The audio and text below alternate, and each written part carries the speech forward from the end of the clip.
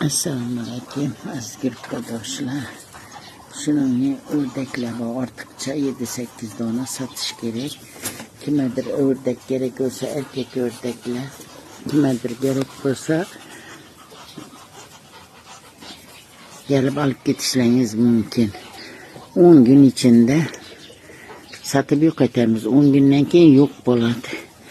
Şu 10 gün içinde kime gerek olsa şu ördeklerden gık bilen indüşke çatıştırılığını ötekette ben alısta durup alıp tırkmam bular.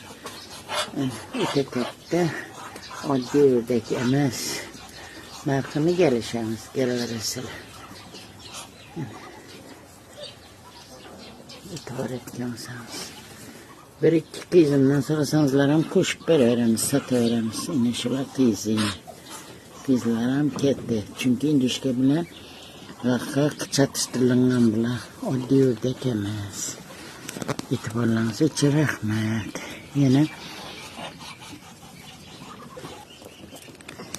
Yine şunun tavuklarım bu. Yine horozlarım bu. 3-4 satılardan horozum bu.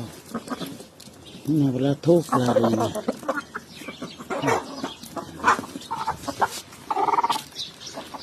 Tavukları.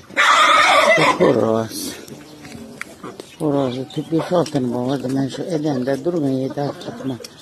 Bir tane induk ama erkek induk satılardan bilemez bu. Adli kasat induk. Hatta şu yılki cüce. Yani 2 tane var, birisi satıladı. Kime gerek olsa, Xudo kalasa tavuklar tuxuma girip başladı.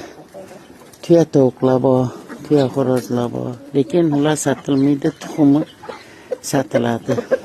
Şu ayak petli tavuk ramaların, keyin tüyelerin tuxumları satıladı. Satığa koyamız, doğup başlasalar. Xudo kalasa doğup bir yatsız. Sağ selamet olun.